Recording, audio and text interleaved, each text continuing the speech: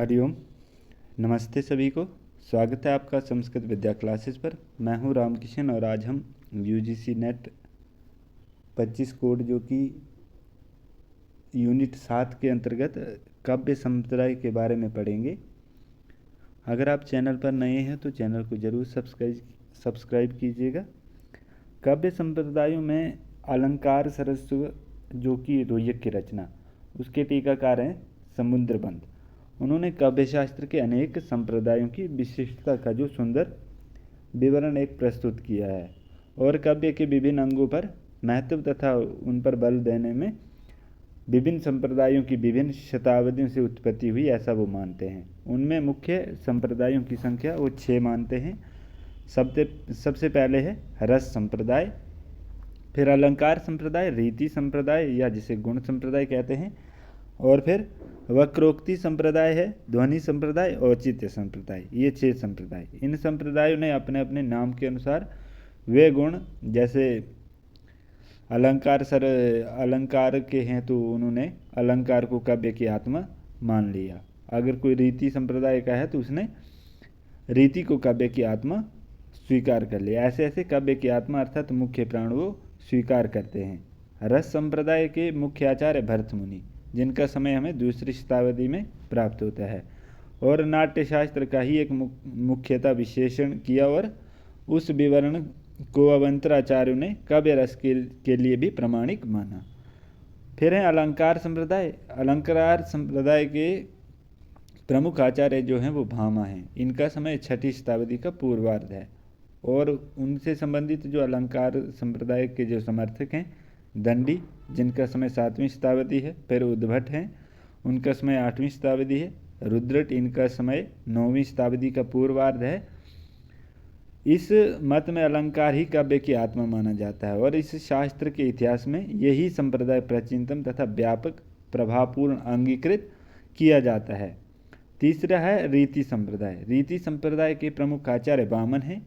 8वीं शताब्दी का उत्तरार्ध है इनका जो समय है, जिन्होंने अपने काव्य अलंकार सूत्र में रीति को स्पष्ट शब्दों में काव्य की आत्मा माना है।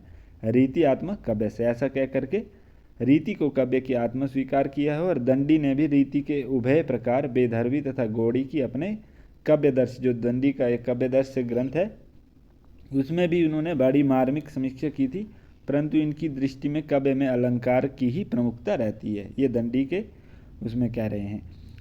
फिर चौथा है वक्रोक्ति संप्रदाय। वक्रोक्ति की उद्भावना का श्रेय आचार्य कुंतक को जाता है और इनका समय 10वीं शताब्दी का उत्तरार्ध है।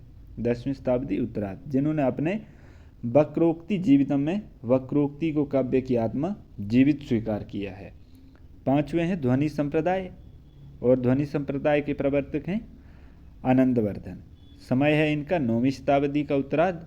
इन्होंने अपने युगांतरकारी ग्रंथ ध्वनिलोक में किया तथा इसका एक प्रतिष्ठापन अभिनव गुप्त ने, जो कि 10वीं शताब्दी में ध्वनिलोक की जो लोचन टीका में किया है, और 11वीं शताब्दी में मम्मट तथा फिर जो इसके समर्थक हैं ध्वनि संप्रदाय के, एक तो मम्मट जिनका समय 11वीं शताब्दी है, फिर रोयक हैं, इनका समय 12वीं शताब्दी है, फिर हेमचंद्र है, इनका समय 12वीं शताब्दी का उत्तरार्ध है। पीयूषवर्ष हैं, पीयूषवर्ष जयदेव हैं, इनका समय 13वीं शताब्दी का उत्तरार्ध है। फिर विश्वनाथ कविराज हैं, इनका समय 14वीं शताब्दी का पूर्वार्ध है। फिर पंडित राज जगन्नाथ, इनका समय 17वीं शताब्दी का मध्यकाल। इसी संप्रदाय की प्रतिष्ठित आचार्य ये इतने आचार्य रहते हैं। फिर अंतिम जो 6ठा संप्रदाय है वो है औचित्य संप्रदाय। औचित्य के प्रतिभाता जो क्षेमेंद्र, जिनका समय 11वीं शताब्दी का मध्यकाल के, और आनंदवर्धन आदि प्राचीन आचार्यों के मत को ग्रहण कर काव्य में औचित्य तत्व का, उस औचित्य तत्व को प्रमुख तत्व अंगीकार किया तथा इसे स्वतंत्र संप्रदाय के रूप में प्रतिष्ठित किया। अलंकार शास्त्र इस प्रकार लगभग 2 सहस्त्र वर्षों से काव्य तत्वों की समीक्षा करता आ रहा है। अगर विस्तार से हम इन संप्रदायों की बात करें तो रस संप्रदाय, यद्यपि भारतीय काव्यशास्त्र में रस सिद्धांत सबसे प्राचीन है, परंतु इसे व्यापक प्रतिष्ठा बाद में मिली है। यही वजह है कि सबसे प्राचीन अलंकार सिद्धांत को ही माने जाना लगा था। भरत मुनि, जिनका समय 200 ईसा पूर्व को रस संप्रदाय का प्रवर्तक माना जाता है, उन्होंने ही रस को का सबसे पहले निरूपण नाट्य शास्त्र में किया, इसलिए इन्हें रस निरूपण का प्रथम व्याख्याता एवं उनके ग्रंथ नाट्य शास्त्र को रस निरूपण का प्रथम ग्रंथ माना जाता है। उन्होंने अपने ग्रंथ के 6ठे अध्याय में रस सूत्र तथा 7वें में विभाव, अनुभाव और संचारी भाव तथा स्थायी भाव की व्याख्या किया है। भर्त मुनि के रस सूत्र के अनुसार विभाव, अनुभाव, व्यभिचारी संयोगाद रस निष्पत्ति की क्या कहते हैं कि विभाव, अनुभाव और व्यभिचारी भावों से स्थायी भाव के संयोग से रस निष्पत्ति होती है। निष्पत्ति शब्द का प्रयोग भर्त मुनि ने रस सूत्र में किया है और शंकु के अनुसार भर्त मुनि के रस सूत्र में आए संयोग शब्द का अर्थ है अनुमान। और भर्त मुनि ने रस को आस्वाद प्रदान करने वाला तत्व मानते हैं। आस्वाद आद्यालात, ऐसे भर्त मुनि के अनुसार जिस प्रकार नाना प्रकार के व्यंजनों के औषधियों एवं द्रव्य पदार्थों के मिश्रण से भोज्य रस की निष्पत्ति होती है, उसी प्रकार नाना प्रकार के भावों के संयोग से स्थायी भाव भी नाना रस को प्राप्ति हो जाते हैं। ऐसे जो स्थायी भाव होते हैं वो अनेक अनेक रसों को प्राप्त हो जाते हैं। अब कुछ आचार्यों ने रस की परिभाषा दी है, जैसे भर्त मुनि ने दी है विभाव, अनुभाव, व्यभिचारी संयोगात रस निष्पत्ति। फिर है दंडी। दंडी कहते हैं कि वाक्य से ग्राम्यता योनिर माधुर्य दर्शतो रसः, ये दंडी कहते हैं। धनंजय कहते हैं कि विभावे अनुभावेश्च सात्विकी व्यभिचारी भी अनियमानः स्वायत्तवं स्थायी भावो रसः समृतः। फिर अभिनवगुप्त हैं, ये कहते हैं कि सर्वथा रसनात्मक विजिशिव प्रतीति च ही यो भावा एवं रसः। फिर मम्मट कहते हैं कि व्यक्ता सतैर विभाग आद्य ही स्थायी भावो रसा समृतः। पंडित राज जगन्नाथ कहते कि अस्ति अत्रापि रसो वै सह रसम हो या अयम लब्ध्य आनंदी भवति। फिर विश्वनाथ हैं, ये कहते कि वाक्यम रसात्मकम काव्यम, वाक्यम रसात्मक काव्यम। और फिर विभावेन अनुभावेन व्यक्तः संचारणी तथा रसतामेति रीति आदि स्थायी भावा सचेतसाम। शतेन्द्र उद्रेक अखंड स्वप्रकाश आनंद चिन्मय वेदांतर सपर्श शून्य ब्रह्म स्वाद रसोदरा लोकोत्तर चमत्कार प्राण केश्चित प्रमात्री भी स्वकारवद अभिहन्नत्वे नायम आस्वाद्यते है रसः, ऐसा ये विश्वनाथ कहते हैं। वामन क्या कहते हैं रस के बारे में? दीप्ति रसस्यंतम कांति ही। भोजराज कहते हैं कि रसा ही सुख दुख रूपः। फिर आचार्य क्षेमेंद्र कहते हैं कि औचित्यम रस सिद्धस्य स्थिरः, औचित्यम रस सिद्धस्य स्थिरः। नाट्य शास्त्र में भर्त मुनि ने रसों की संख्या 8 मानी है। श्रृंगार, हास्य, करुण, रौद्र, वीर, भयानक, विभत्स और अद्भुत। दंडी ने भी 8 रसों का उल्लेख किया है और भर्त मुनि ने वीर रस के 3 भेद माने हैं, युद्धवीर, दानवीर और धर्मवीर। प्रमुख जो रस हैं और उनके स्थायी भाव वरुण और देवता। श्रृंगार रस, इनका स्थायी भाव है रति, वरुण श्याम वर्ण और देवता हैं विष्णु। हास्य रस का स्थायी भाव है हास, इसका वर्ण होता है श्वेत और देवता है प्रमद। फिर है करुण रस, करुण रस का स्थायी भाव है शोक, फिर वर्ण है कपोत वर्ण और यम देवता। रौद्र रस का स्थायी भाव है क्रोध, वर्ण है इसका रक्त और देवता है रुद्र। वीर रस का स्थायी भाव उत्साह, गौर वर्ण और महेंद्र देवता। वैसे ही भयानक रस है, भयानक रस का स्थायी भाव है भय और वर्ण है इसका कृष्ण और देवता है काल। फिर विभत्स रस है, इसका स्थायी भाव है जुगुप्सा और वर्ण है नील और देवता महाकाल। अद्भुत रस, इसका स्थायी भाव विस्मय, पीत वर्ण और गंधर्व देवता। मम्मट ने शांत रस का स्थायी भाव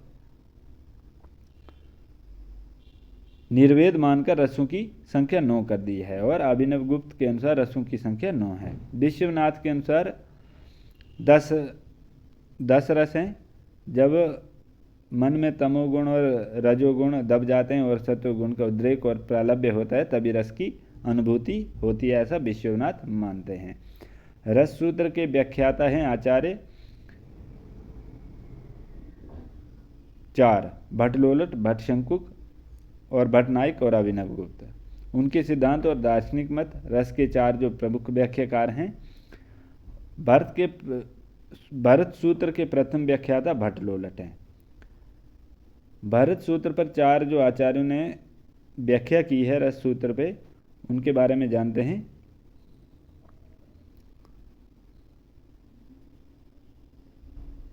एक आचार्य और फिर वो किस दर्शन से संबंधित है, उनका संयोग क्या होता है, निष्पत्ति क्या होती है, रस की अवस्थिति उसमें क्या होती है। सबसे पहले आते हैं भट्टलोलट जो मीमांसा दर्शन से संबंधित हैं और ये क्या मानते हैं, उत्पाद्य उत्पादक, उत्पत्तिवादक। और रस की अवस्थिति स्थिति क्या मानते हैं, अनुकार्य राम आदि में।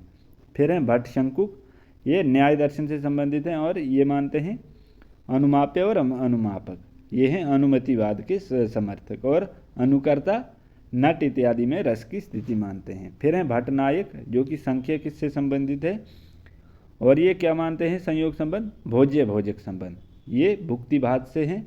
और प्रेषक दर्शक में ये रस की स्थिति मानते हैं। अभिनवगुप्त ये शैव दर्शन से संबंधित हैं, ये व्यंग्य व्यंजक भाव मानते हैं जिसका अभिव्यक्तिवाद है। और ये मानते हैं कि सामाजिक हृदय में रस की स्थिति होती है। भट्टलोलट ने रस का भोक्ता जो वास्तविक रामादि एवं नट को माना है, रस की स्थिति मूल पात्रों में माना जाता है, ऐसा भट्टलोलट कहते हैं। और शंकुक ने रस विवेचन में चित्रतुर्य न्याय की संकल्पना की है, इससे सामाजिक नट में रस की स्थिति मानकर रस का अनुमान करते हैं। भट्टनायक ने सर्वप्रथम रस को ब्रह्मानंद सहोदर माना है। और भट्टनायक ने सर्वप्रथम दर्शक जो सामाजिक की महत्ता को स्वीकार किया। और भट्टनायक ने काव्य की 3 क्रियाएं, व्यापार शक्तियां जिसे कहते हैं, वो 3 मानी हैं। एक अभिधा जो कि काव्य की प्रतीति, फिर भावकत्व जो साधारीकरण है, फिर भोजकत्व जो रस का भोग होता है। अभिनवगुप्त ने रस की सर्वांगीण वैज्ञानिक व्याख्या की है। उनके अनुसार स्थायी भाव सहृदय या सामाजिक के हृदय में होता है, ऐसा यह था रस संप्रदाय। आगे आता है अलंकार संप्रदाय। अलंकार संप्रदाय के प्रतिष्ठापक आचार्य भामा हैं। हालांकि आचार्य भरत मुनि ने अलंकार संबंधी कई स्थापनाएं प्रस्तुत की हैं, परंतु उन्होंने रस सिद्धांत को ही प्रमुखता दिया, इसलिए अलंकार सिद्धांत के प्रवर्तक आचार्य भामा को ही माना जाता है। जहाँ तक भरत मुनि की बात है, उन्होंने 4 अलंकार माने हैं, एक उपमा, रूपक, दीपक और यमक। इन 4 अलंकारों का उल्लेख किया है। भरत मुनि ने नाट्य शास्त्र में उपमा के 5 भेद कौन कौन से, प्रशंसा, निंदा, कल्पिता, साहसी और कंचित सादृशी, और ये यमक के 10 भेद मानते हैं। यमक अलंकार के 10 भेद और उपमा के 5 भेद माने हैं। अलंकार सिद्धांत के प्रमुख कुछ और भी आचार्य। अलंकार संप्रदाय के प्रमुख आचार्य या व्याख्याता भामा 6ठी शताब्दी का पूर्वार्ध इनका समय है। और दंडी हैं एक, उनका समय है 7वीं शताब्दी। उद्भट इनका समय 8वीं शताब्दी तथा रुद्रट इनका समय 9वीं शताब्दी का पूर्वार्ध है। भामा का अनुकरण दंडी ने किया और भामा तथा दंडी का उद्भट ने किया। और उपरोक्त सभी आचार्य अलंकार को ही काव्य की आत्मा मानते हैं, इसलिए भारतीय काव्य शास्त्र के इतिहास में यही संप्रदाय सबसे प्राचीन प्रतीत माना जाता है। हालांकि है तो रस संप्रदाय जो भरत मुनि का है, पर जो माना जाता है वो यही है, अलंकार संप्रदाय। आचार्य भामा जो कि कश्मीर के निवासी थे तथा इनके पिता का नाम रक्रिल गोमी था। और ये बलदेव उपाध्याय ने भामा का समय 6ठी शताब्दी का पूर्वार्ध निश्चित किया है। सर्वप्रथम भामा ने ही अलंकार को नाट्यशास्त्र की परंपरा से मुक्त कर एक स्वतंत्र शास्त्र या संप्रदाय के रूप में प्रस्तुत किया और अलंकार को काव्य का अनिवार्य तत्व इसको स्वीकार किया या इसको घोषित किया। भामा के अनुसार शब्दार्थौ सहितौ काव्यम, अर्थात शब्द और अर्थ दोनों का सहभाव काव्य है। उन्होंने काव्य अलंकार या भामा अलंकार नामक ग्रंथ की रचना की जो 6 परिच्छेदों में विभक्त है।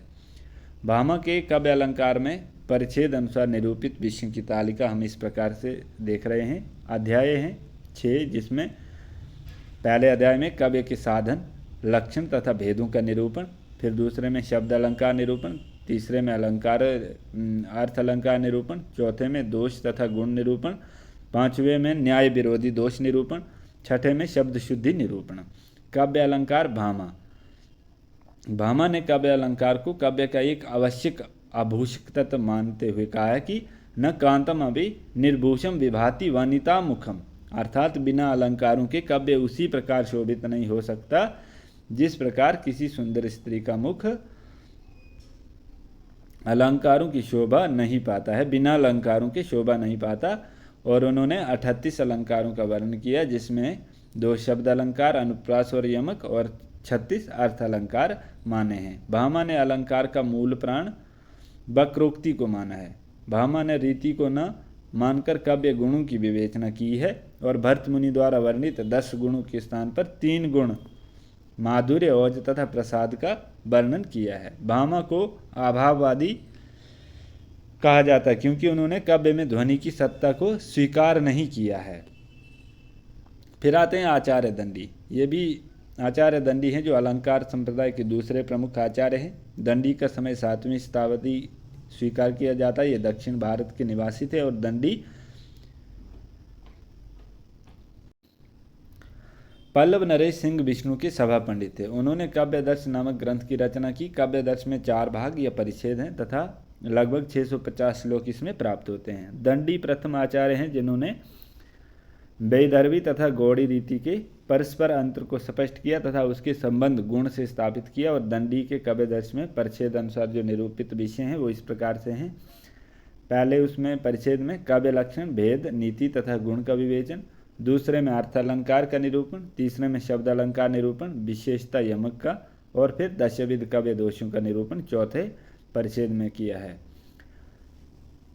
काव्यदर्श आचार्य दंडी ने अलंकार शब्द को परिभाषित करते हुए लिखा है कि काव्य की शोभा बढ़ाने वाले धर्म को अलंकार कहते हैं।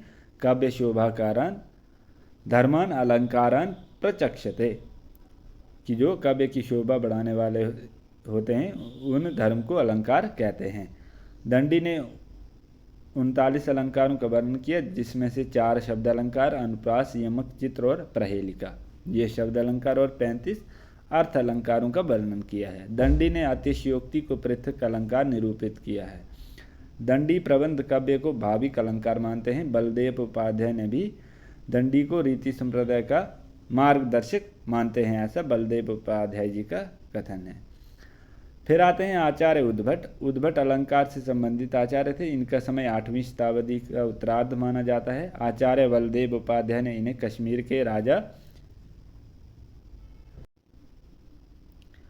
जयपीड़ का सभा पंडित माना है। आचार्य उद्भट ने काव्य अलंकार सार संग्रह नामक ग्रंथ में अलंकारों का आलोचनात्मक एवं वैज्ञानिक ढंग से विवेचन किया और उद्भट ने रस अलंकारों में समाहित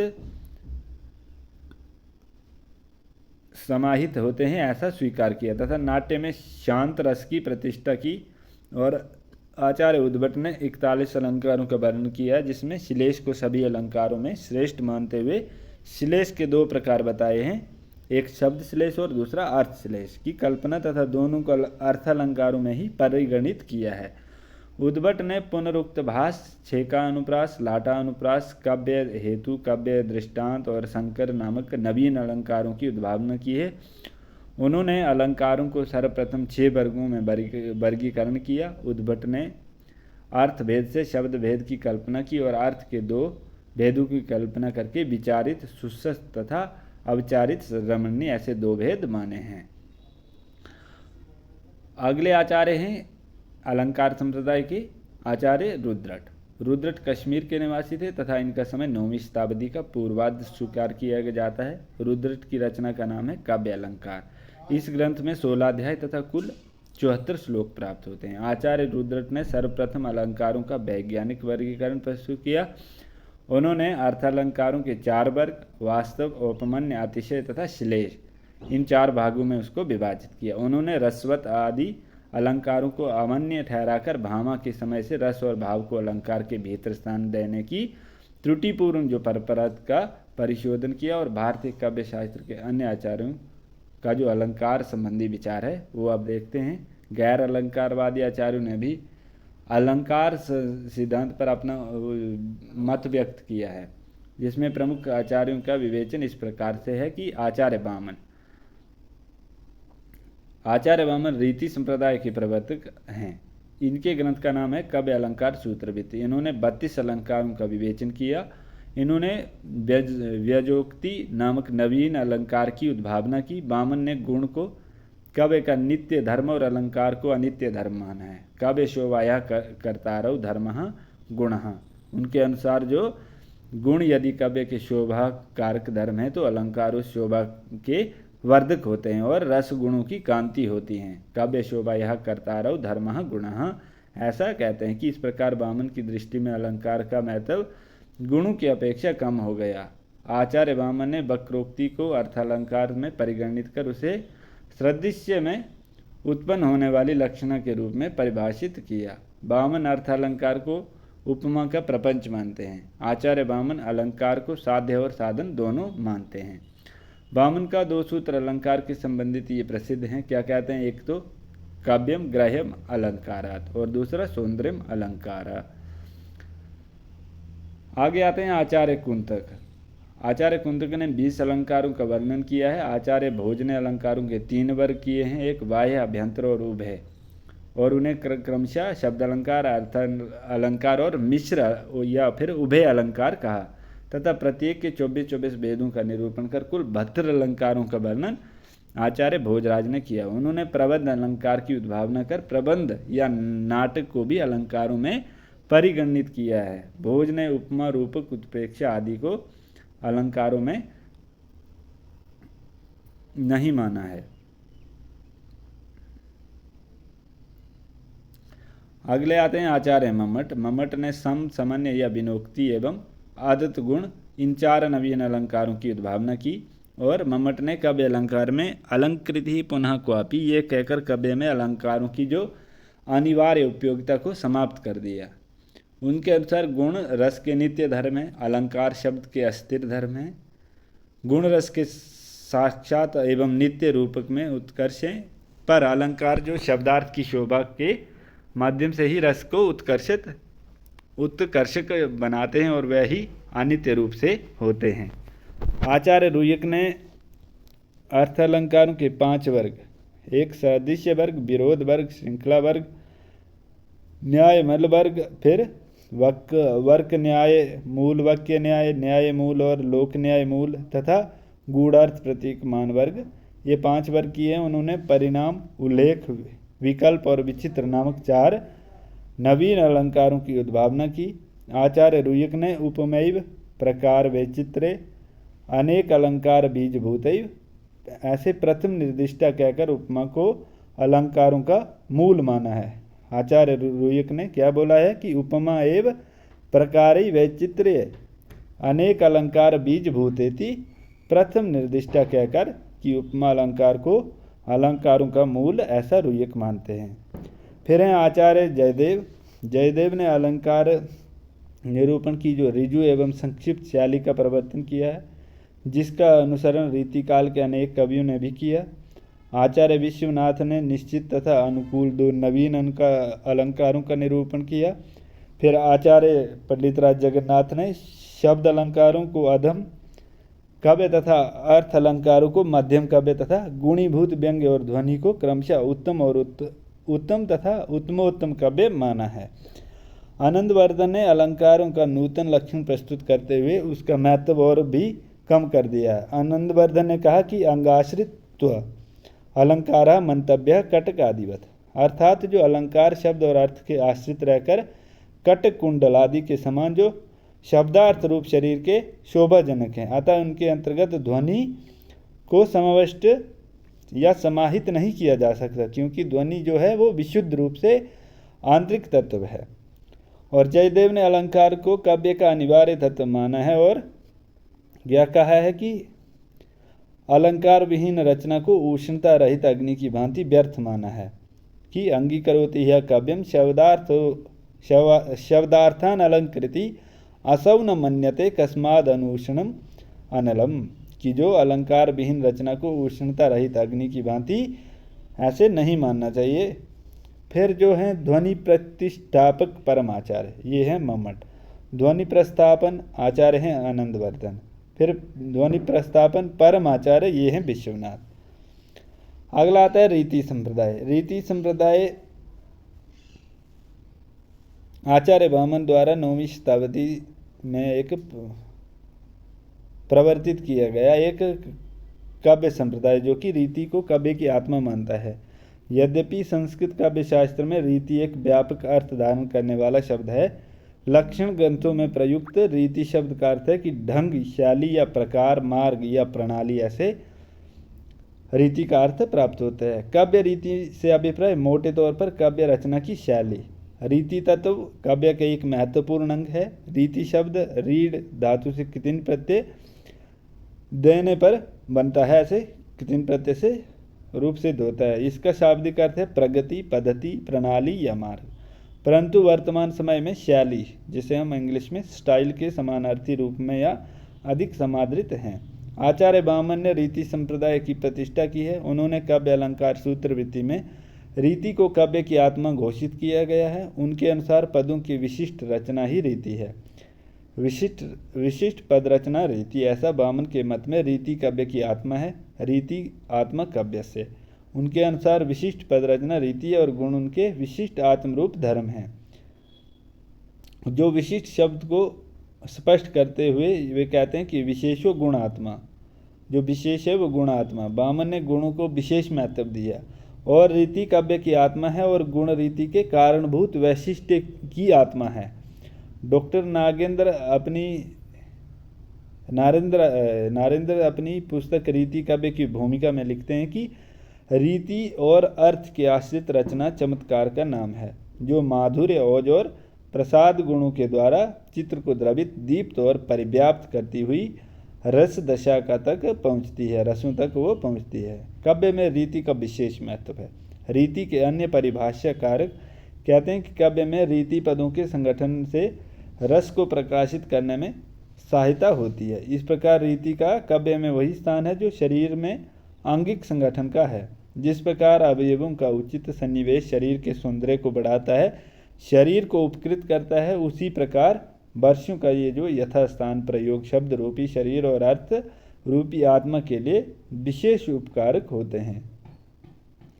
आचार्य वामन ने रीति के 3 भेद माने हैं, वैधर्वी रीति, गौड़ी रीति और पंचाली रीति। आचार्य दंडी केवल 2 ही भेद मानते हैं, वैधर्वी और गौड़ी। वो पंचाली का समर्थन नहीं करते हैं।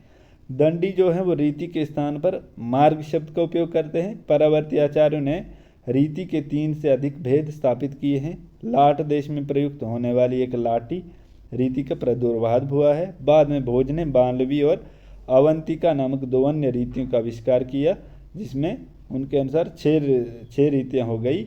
आचार्य विश्वनाथ को काव्य का उपकारक मानते हैं, रीति को काव्य का उपकारक मानते हैं। और वक्रोक्ति जीवित के लेखक जो कुंतक हैं, उन्होंने रीति का खुल करके विरोध किया और आचार्य मम्मट उनके समर्थक में आए और रीति को वृत्तियों में जोड़ने की बात की। अब राजशेखर ने क्या कहा कि रीति को काव्य का बाह्य तत्व बताया। उनके अनुसार जो वाक्य विन्यास कमो रीति, ऐसा कौन कहते हैं? राजशेखर। वाक्य विन्यास कमो रीति, किंतु ये सब विरोध विद्वानों की आत्म सहमति नहीं पा सका और वामन के रीति संबंधी विचारों की मान्यता मिली। अगला संप्रदाय है वक्रोक्ति संप्रदाय।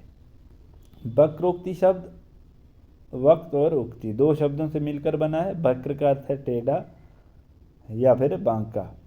उक्ति कथन है, अर्थात सीधे साधे सरल ढंग से पृथक, सहज, विचित्र और टेढ़ेपन की उक्ति बात को वक्रोक्ति कहते हैं। वक्रोक्ति सिद्धांत के प्रवर्तक आचार्य कुंतक है। यद्यपि अतिरिक्त अलंकार, रीति, रस और ध्वनि ये प्रमुख काव्य तत्व भी सम्यक रूप से प्रतिपादित हो चुका था, किंतु आचार्य कुंतक ने अपने वक्रोक्ति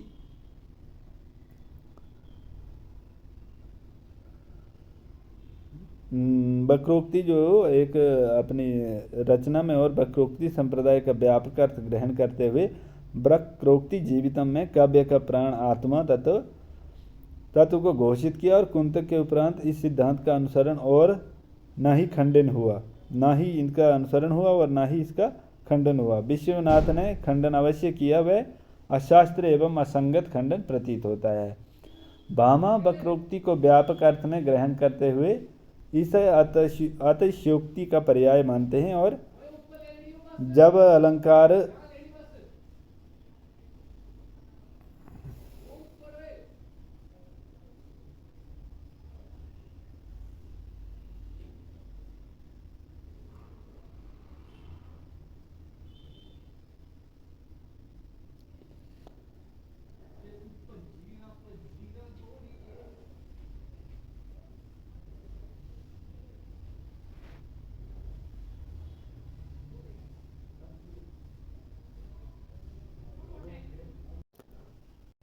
भामा जो है वो सब अलंकारों का अनिवार्य तत्व घोषित करते हैं और इसी से ही अर्थ चमत्कृत हो उठता है।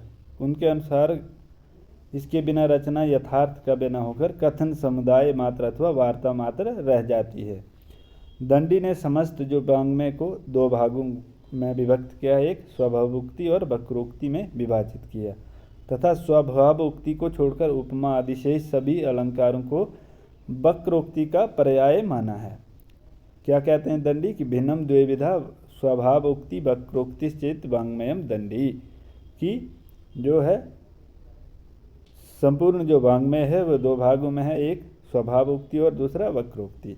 वामन ने वक्रोक्ति को एक अर्थालंकार मात्र माना, जिसका लक्षण है कि सदृश्य लक्षण वक्रोक्ति, अर्थात जो सदृश्य पर आधारित गौणी जो लक्षण वक्रोक्ति अलंकार कहलाता है। वामन की यह धारणा किसी भी रूप में स्वीकृत नहीं हुई। रुद्रट ने वक्रोक्ति को एक शब्द अलंकार मात्र स्वीकार करते हुए इसके प्राचीन दो भेदों का उल्लेख किया, एक काकु वक्रोक्ति और सभंग वक्रोक्ति, और आनंदवर्धन ने इसे वाच्य अलंकार अर्थ अलंकार मात्र स्वीकार किया है।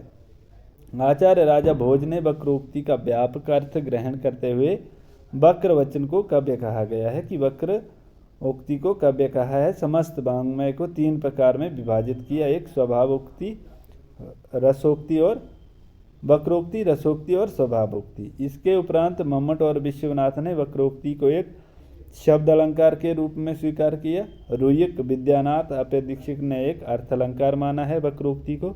कुंतक, भामा और दंडी के समान वक्रोक्ति का व्यापक अर्थ लिया है। उन्होंने वक्रोक्ति काव्य जीवितम में ऐसा लिखा है कि उभावेता अलंकारयो तयो पुनरलंकृति वक्रोक्तिरैव वेदज्ञ भंगी भणिति रीति उच्यते, कि उनके अनुसार वक्रोक्ति कहते किसे हैं, वेदज्ञ भंगी भणिति को, अर्थात जो कवि कर्म कौशल से उत्पन्न वैचित्र्यपूर्ण कथन को दूसरे शब्दों में जो काव्य तत्व किसी कथन में लोकोत्तर चमत्कार उत्पन्न कर दे उसका नाम वक्रोक्ति है। इसका तात्पर्य यह हुआ कि लोक वार्ता से, यूँ कहिए कि लौकिक सामान्य वचन से विशिष्ट कथन वक्रोक्ति के अंतर्गत आता है। उन्होंने वक्रोक्ति को एक और तो काव्य का पूर्व अलंकार कहा और दूसरी ओर इसे विचित्रा अभिधा ध्वनि की संज्ञा प्रदान की। इससे प्रतीत होता है कि वह अलंकार और ध्वनि से प्रभावित होते हुए भी वक्रोक्ति को इन दोनों तत्वों की भांति व्यापक रूप से प्रतिपादित करना चाहते थे। वस्तुतः ध्वनि के बहुसंख्यक भेद उपभेदों को वक्रोक्ति के कलेकर में समाविष्ट करने के उद्देश्य से ही उन्होंने इस सिद्धांत का प्रतिष्ठापन किया है। कुंतक समतः वक्रोक्ति के 6 प्रमुख भेद मानते हैं। एक है वर्ण विन्यास वक्रता, दूसरा पद पूर्वार्ध वक्रता, तीसरा पद परार्ध वक्रता, चौथा है वाक्य वक्रता, पांचवा है प्रकरण वक्रता, छठा है प्रबंध वक्रता। वर्ण विन्यास वक्रता ऐसा शब्द अलंकार प्रायः भवती। ये जो वर्ण विन्यास वक्रता होती है ये शब्द अलंकारों से प्रभावित होती है।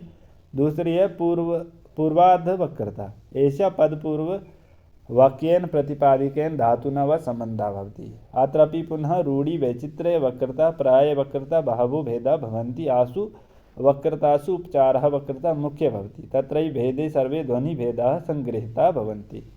ये जो पद पूर्वार्ध वक्रता है इसमें क्या होता है, बहुत सारी प्रतिपादिक शब्द आते हैं और बहुत सारी धातु का इसमें संबंध होता है। फिर उसमें रूढ़ि वैचित्र एकता पर्याय वक्रता आदि बहुत सारे भेद आते हैं और इन वक्रताओं में भी सबसे जो प्रमुख है उपचार वक्रता, और उसमें भी क्योंकि उसमें ध्वनि के सभी जो भेद हैं वो संग्रहित इसमें किए जाते हैं।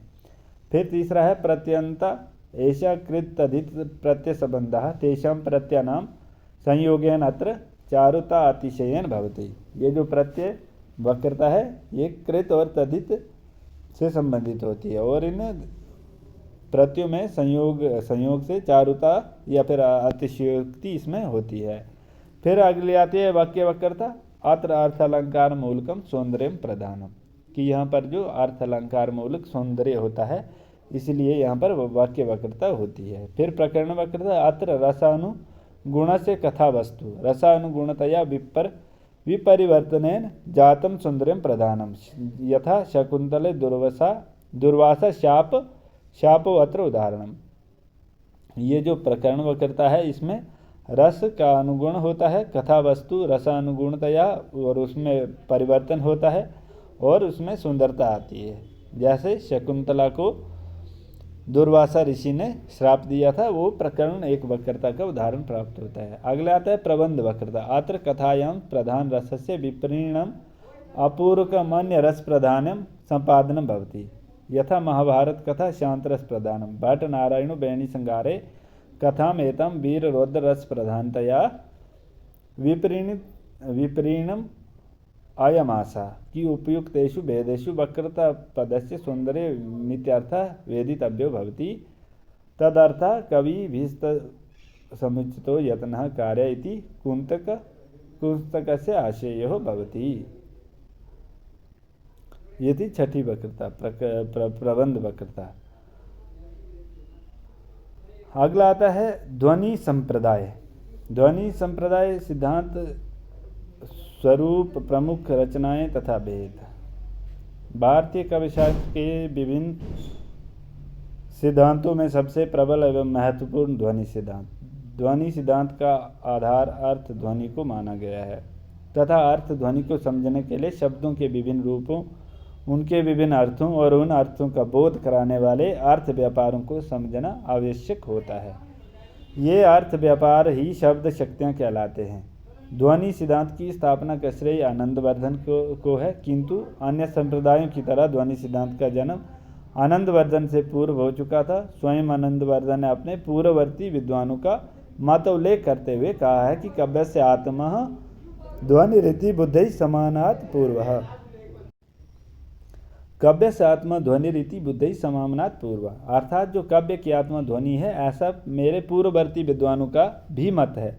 आनंदवर्धन के पश्चात अभिनव गुप्त ने ध्वन्यलोक पर लोचन टीका लिखकर ध्वनि सिद्धांत का प्रबल समर्थन किया। आनंदवर्धन और अभिनव गुप्त दोनों ने रस और ध्वनि का अटूट संबंध दिखाकर रस मत का भी समर्थन किया था। आनंदवर्धन ने रस ध्वनि को सर्वश्रेष्ठ ध्वनि माना है, जबकि अभिनव गुप्त रस ध्वनि को ध्वनित या अभिव्यंजित मानते हैं। परावर्ती आचार्य मम्मट ने ध्वनि विरोधी मुकुल भट्ट, महिम भट्ट, कुंतक आदि को युक्तियों का सार्थक खंडन कर ध्वनि सिद्धांत की स्थापना की और उन्होंने व्यंजना को काव्य के लिए अपरिहार्य माना, इसलिए उन्हें ध्वनि प्रतिष्ठापक परम आचार्य ऐसा मम्मट को मानते हैं। ध्वनि अर्थ एवं परिभाषा। संस्कृत काव्य शास्त्र में ध्वनि सिद्धांत एक महत्वपूर्ण सिद्धांत के रूप में प्रतिष्ठित।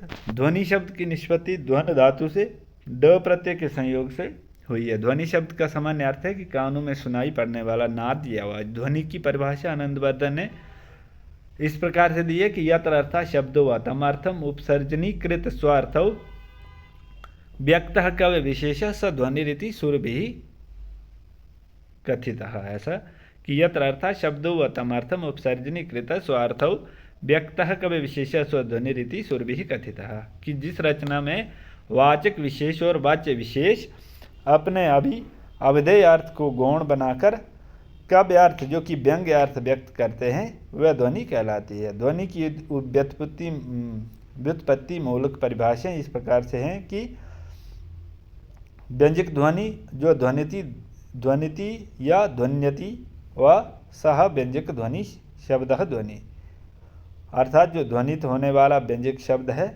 वही ध्वनि है। फिर है व्यंजक अर्थ ध्वनि, ध्वन्यति ध्वन्यति व यह व्यंजक अर्थः ध्वनि, कि वह व्यंजक अर्थ ध्वनि है जो अन्य अर्थ को ध्वनित करे या कराए।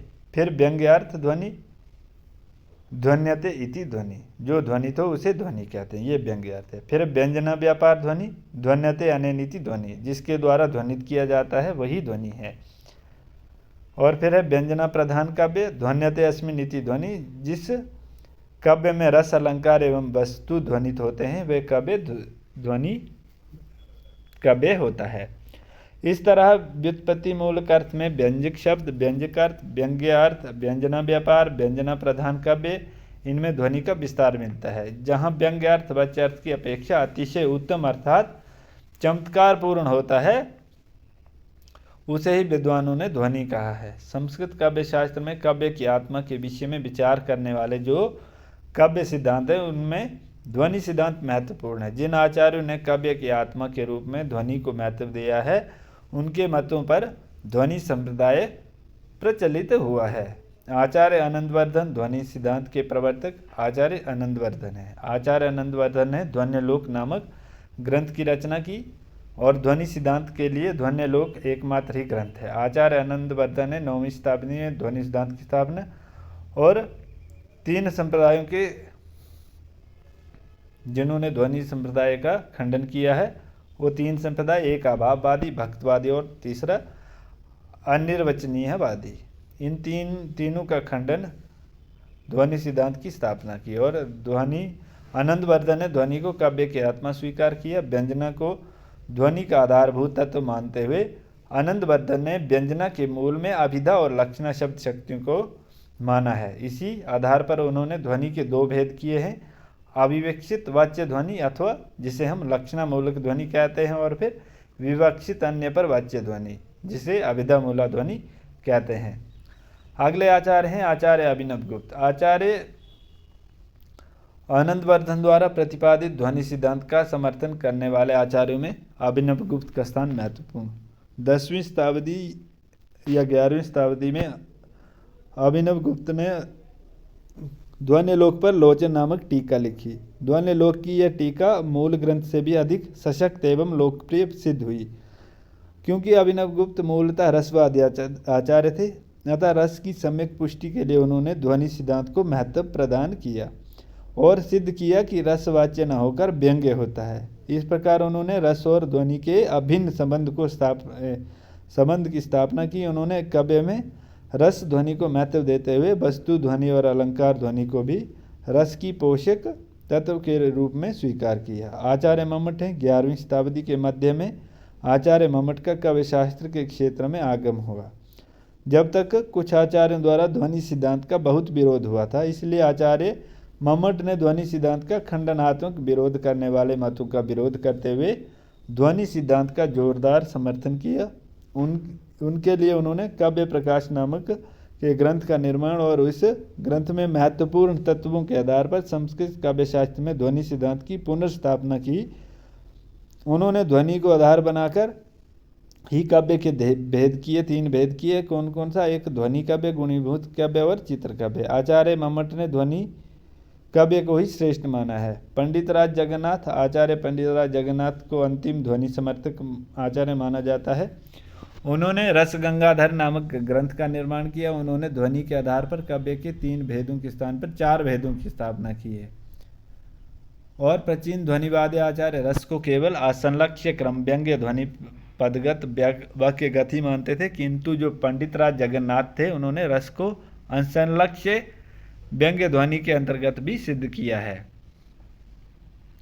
अंतिम संप्रदाय है वो है औचित्य संप्रदाय। औचित्य संप्रदाय के प्रवर्तक का श्रेय आचार्य कुंतक को जाता है, आचार्य क्षेमेंद्र को दिया जाता है, किंतु वस्तुतः ये इसके प्रवर्तक न होकर व्यवस्थापक हैं।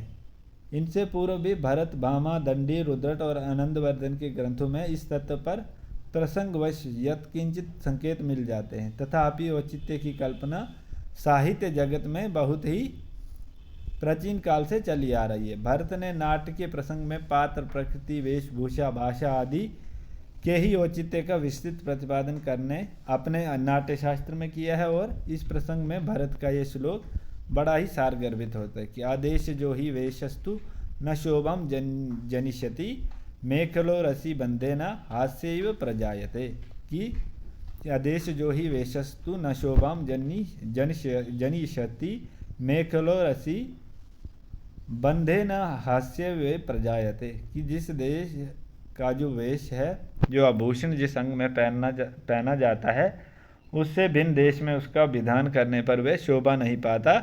यदि कोई पात्र करधनी को अपने गले में और हाथ में पहने तो वह उपहास का ही पात्र होगा। करधनी का स्थान है कमर, वही पहनने पर होती है, वो मतलब उचित जो उसकी शोभा होती है वहीं पर पहने आता है। अभिनय करते समय वेश आयु के अनुरूप होनी चाहिए, ऐसा इसमें कह रहे हैं। भामा का ये कथन भी औचित्य तत्व की और संकेत करता है कि कोई असाधु वस्तु भी आश्रय के सुंदर से अत्यंत सुंदर बन जाती है। जैसे काजल तो स्वभावतः काला होता है, किंतु सुंदर स्त्री के नेत्रों से अंजित हो जाने पर उसकी शोभा बढ़ जाती है। दंडी ने देशगत,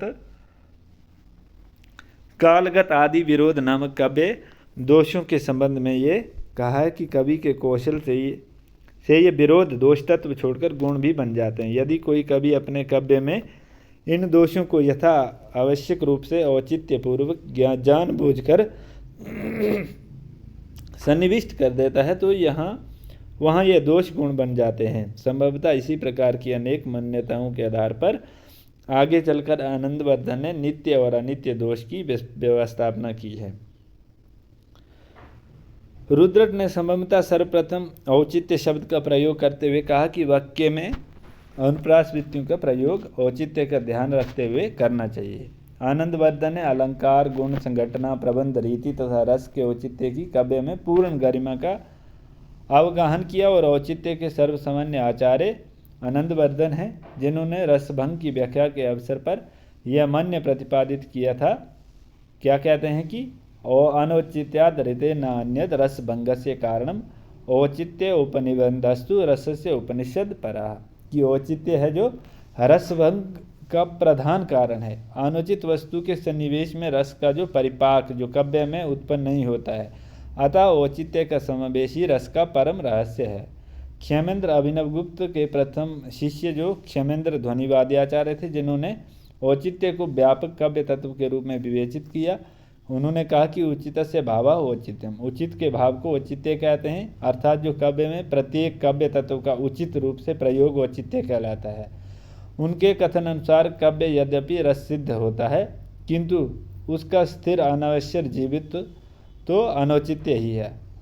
औचित्यम रस सिद्धस्य स्थिरम काव्य से जीवितम। क्षेमेंद्र ने काव्य के विभिन्न अंगों के आधार पर औचित्य के 27 भेद निर्दिष्ट किए, जो इन 3 वर्गों में विभाजित होते हैं। कौन कौन से हैं वो? पदे, वाक्ये, प्रबंध, अर्थ। गुण अलंकारे रसे क्रियाम कारके लिंगे वचने च विशेषणे उपसर्गे निपाते च काल देशे कुलव्रते तत्वे सत्वे अप्यभिप्राये स्वभावे सार संग्रामे प्रतिभायाम अवस्थायाम विचारे नाम अन्यथा अशी काव्यस्य अंगेषु प्राहुरौचित्यम व्यापी जीवितम, की भाषा विषयक पद ये 3 प्रकार के हैं, एक भाषा विषयक और काव्य शास्त्र विषयक और वर्ण विषयक। भाषा विषयक हैं पद, वाक्य, क्रिया, कारक, लिंग, वचन, विशेष, उपसर्ग और उपसर्ग, निपात और काल। फिर काव्य शास्त्र विषयक हैं जो प्रबंधार्थक, गुण, अलंकार और रस। फिर वर्ण विषयक हैं देश, काल, व्रत, तत्व, सत्व, स्वभाव, सार संग्रह, प्रतिभा, अवस्था, विचार और आशीर्वाद और देशी। क्षेमेंद्र के अनुसार इन सभी अंगों में एकमात्र व्यापक जीवन औचित्य ही है, अर्थात काव्य में इन सभी काव्य तत्वों का प्रयोग औचित्य पूर्ण होना चाहिए। काव्य से अंगेशु च प्रहर औचित्यम व्यापी जीवितम, यथा अलंकार और गुण के संबंध में उनके मंतव्य है कि जब इनका उचित प्रयोग किया जाए तभी यह अलंकार अथवा गुण कहाएगा, अन्यथा नहीं।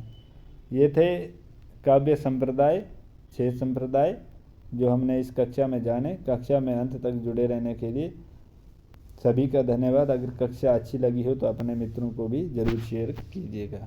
धन्यवाद।